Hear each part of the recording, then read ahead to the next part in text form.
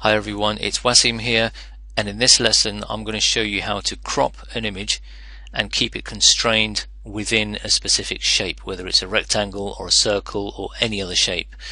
Now let's open up an image. These were some images I was having a look at earlier. So I'm going to open up this image.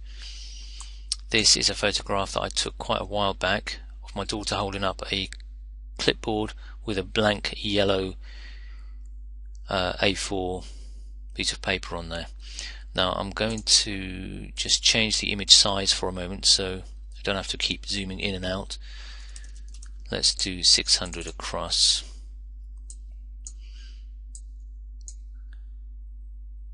Okay, so here she is holding up the clipboard. Let's just say, for example, I wanted to place an image on here. Okay, now the normal, very quick conventional method of doing it would be to grab another image. Should we go to experimental? Let's grab an image from here.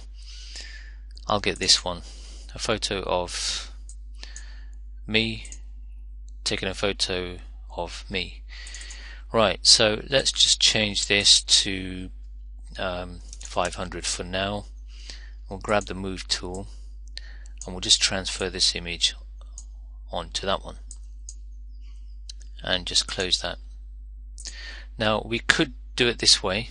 We select the rectangular marquee tool, right click within the canvas anywhere, choose free transform, hold down shift and scroll left click and drag, and then just hover outside and you'll see the cursor show these kind of two arrows on a curved line. That means basically we can start rotating. So left click and drag until it sort of matches the angle of this. Okay, so shift and left click and drag, and we can just press enter to deselect, grab the move tool, and really it looks like it's done. It's within there, and that could be a completed image. But then what if we wanted to move this image and we wanted to show another part of this image but within this boundary? The way we would do this is this is called a clipping mask. This is how to create a clipping mask. So you double click and we'll go and grab that same image and we'll put the size to about, say, 700. Okay, but just before we drag that image onto this one, we're going to go onto this document again. We're going to select the rectangle tool, and when you select that, make sure the options up here, the one on the left here with the shape layers, are selected. The other ones are paths and fill pixels. Just make sure the shape layers one are selected. So then we don't have to create a new layer with this, it will create one automatically. This is what happens when you create a new shape layer. So we want this image to be constrained within this rectangle here. Okay, and again I'm going to select the rectangular marquee tool, right click, free transform, and just rotate that a little so it looks like it's at the same angle. Okay, get the move tool and position that. Maybe use my keyboard arrow keys as well for a little bit more accuracy, like that. And then I'm going to go back into this document, drag that image over there. Okay, and close this. We don't need that now, and I don't need to save it either.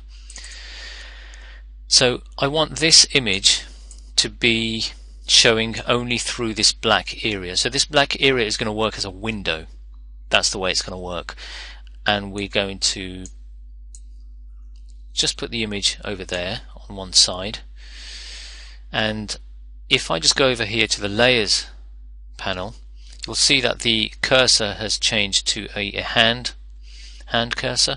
If you hold down Alt and just hover between these two layers, the shape layer and the image layer, you'll see that the cursor turns into these two round circles, one blank one and one shaded one with a little arrow. Now that's the clipping mask icon. If you don't remember how to do this particular bit, you can always go into the actual main menu and just click on create clipping mask, but we're not going to do this. I'm just going to show you the shortcut method here. So it doesn't matter at this point if you're within the layer where the photo is or whether you're within the shape layer. What's important is that the image is always above the shape that you want to fit the photo into. Okay, so the photo layer is above, the shape layer below, and you hold down Alt, hover between the layers and left click. And when I left click, I want you to keep an eye on the image here. This is going to disappear. This bottom part of the image is going to disappear, and the right's going to disappear.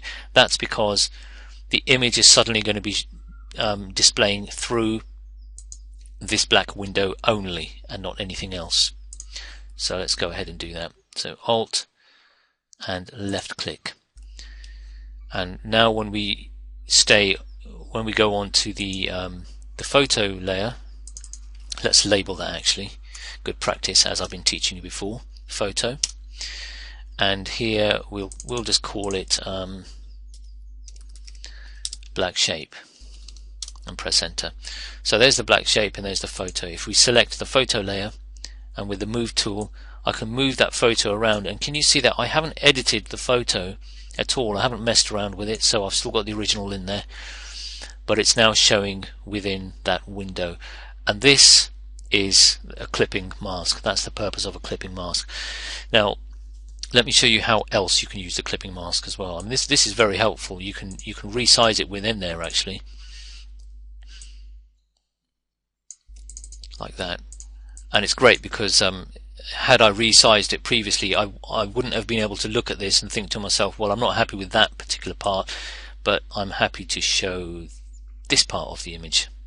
Yeah, so you can kind of mess around with composition and which area of the photo you really like to display, and it remains editable. And if you remember in one of my earlier lessons, I said that one of the most important things that you've got to do in Photoshop, especially if you're working for clients, is to keep your files as editable as possible.